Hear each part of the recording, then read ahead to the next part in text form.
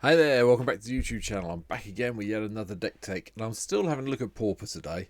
And today's deck is the second ever Pauper deck I've built, and it is, as you all know by now, Balmor Battlemage Captain. Blue and a red for a 1/3 legendary bird wizard that flies, and whenever we cast an instant or sorcery, creatures you control get +1/+0 and gain trample till the end of turn. So, this pauper thing I'm finding very challenging, I have to say. I'm enjoying it. Next two videos aren't going to be pauper based, just so we're clear. But this one's been quite good fun to put together, and it looks very much like this. Blue and red lands everywhere. Again, some of the streets of New Capenna search lands to gain a bit of life and what have you, and get the basic lands out. And then, we've got some dual lands in Prismari Campus. We've got Silver Bluff Bridge, sorry. Stillwater Cliffs and Thriving Bluffs in here as well.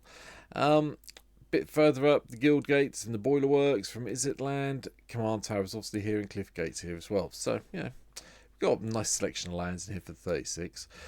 And, with the rest, somewhere down here should be, there you go, Arcane Signet, Fire Diamond, Sky Diamond, Commander Sphere. Obviously command towers here as well. That's the ramp. That's it. It's really difficult. That's the one thing I'm finding challenging about doing these. Well, yesterday's pauper deck and today's one, I find it challenging to get the ramp going, which is what you need in Commander a lot of the time, as you know from my other decks. But it's a challenge. It's something different, so we're trying it out. But this deck obviously really needs instants and sorceries and creatures to pump, so I've tried to keep it as even as I can. We are only playing 36 lands. We're playing 31 creatures and 32 other spells. Some of which are artifacts we've seen, but most of which are instants and sorceries to try and get us there. There's a couple of cheat things as well, but we'll see how it goes. The test game I played, it worked okay. Yes, I didn't join the pauper queue. Yes, I jumped in the first queue I found. Yes, I did no, I came second. I lost to the guy who comboed off because everyone else quit, but technically I came second with it. But it was doing quite well until that stage. I'd done some damage and it was fun. So, the deck itself. Preordain, Serum Visions to manipulate it off our library and get things going. Spell Pierce to control the board a little bit. Burst Lightning to deal the damage to any target, and if it was kicked for 4 mana, so one red and 5 mana value at the end of the day, it deals 4 damage. But 9 times out of 10 it's going to be a shock. Faithless Looting's here, get a bit of card draw on the go. Goblin Arsonist, so when it dies we can ping something. Impulsive Pilferer gives us a treasure token when it dies, and then you get to encore it back, which is very useful sometimes. Lightning Bolt is the old school, let's blow everything up. And Voladarian Epicure for a blood token, a bit of damage for each opponent when it comes in. Immediately, a few creatures, we're getting there. Instants, we've got Anticipate, Arcane Denial to control the board, Curate to do the scry and the draw thing, which is kind of the expensive version of Preordain. Not really sure which one's better, but Preordained is obviously better, I realise that, but Curate always makes me laugh. Deliberate makes me laugh. Curate does the surveil thing, same idea. Again, not sure why. The only difference is whereas Preordained is a sorcery, these two are instants, so is it worth having that kind of thing as an extra? Don't know. Anyway, Experiments for Augury just proliferates. Not that we've got that many counters in here. Jeskai Elder gets the whole card draw and discarding, and it got Prowess, so that's really nice. And Prowess plus Battlemage, thank you very much. Same with Jeskai Sage. When it dies, we get to draw a card. Mana Leak to control the board. Think twice for the extra card draw. Umari Entangler is Prowess, and it's a 2/1, so it's a little bit bigger than our previous ones. Counter spell for the board control, not card draw, wrong to card. Abray deals with any creatures or artifacts that are annoying us.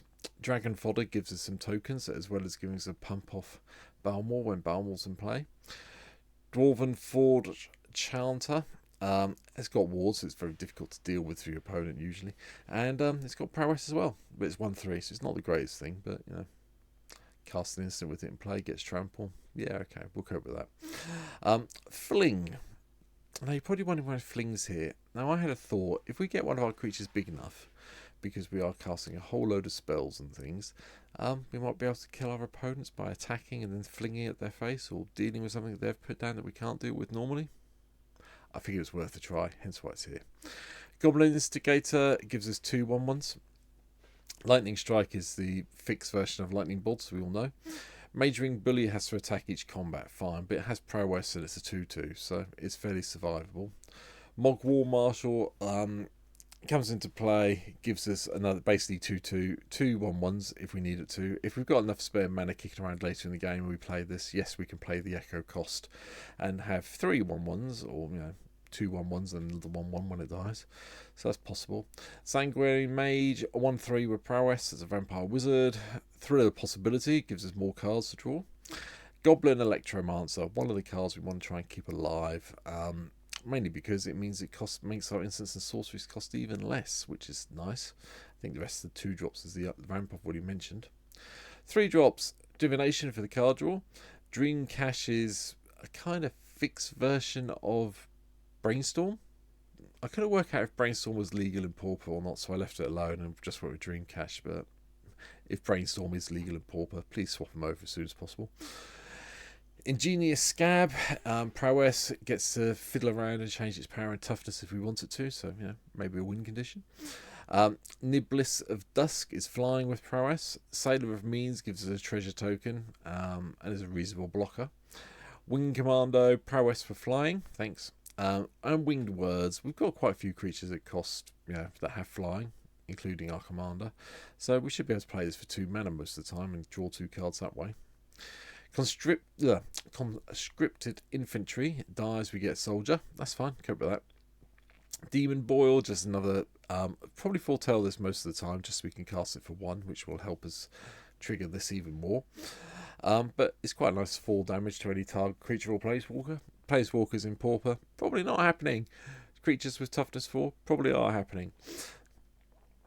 Dragon Egg replaces itself with Little Dragon, that's fine. Exhibitionist Magician, it gives us either a citizen or a treasure token, depending on what we need. Gutter Snipe has been reprinted at Common in Commander Masters. Thank you very much. This is another card that makes this deck tick something chronic. Thorned Moloch, prowess, has first strike as long as it's attacking. Yep, okay, then we'll attack most of the times as 3/3. Fiery Temper, another 3 damage or madness if we needed to. It's a great thing to discard to the token that the Valdarian Epicure gives us, obviously. Blood Servitor gives another blood token, another thing we can discard Fiery Temper to. 4 mana drops, Aspiring Aeronaut, flying, when it comes into play we get Thopter as well, so yeah, okay then, couple of flyers for 4 mana. Not great, but okay. Behold the Multiverse, another card we can foretell to do later to get even more triggers off Balmor. Deep Analysis has flashback. Not getting involved in this card. Lotus Path Jin, flying and prowess for 4 mana. Yes, okay then. A little bit expensive at 2/3. I prefer 3/3 flying with prowess, but beggars can't be choosers. Archomancer brings us back an instant or sorcery from our graveyard to our hand. Big Score, treasures and card draw. Brazen freebooter, more treasure tokens when it comes into play, and 3/3 for 4 I can cope with. Chimney Rabble, enters the battlefield, you get a 1/1 Phyrexian red goblin creature token. Yeah, okay then. And Young Dragon is an instant, so triggers Balmor, and then you can play it. Exile it, bathe in gold, get treasure token. Yeah, I can cope with this, that's fine. Ring Warden Owl, flying and prowess, 5 mana for 3/3. Again, a little bit expensive. Magic Origins had a lot to answer for, I realise that, but oh well, we'll deal with it. Volcanic Rush means all our creatures get +2/+0 and gain trample, or +3/+0 and trample twice for some reason. Not that it makes any difference, but I think it's a pretty good instant combat trick to have with Vador. Is it Chronarch? Does the whole return instant or sorcery when it comes into play. 2/2 for 5.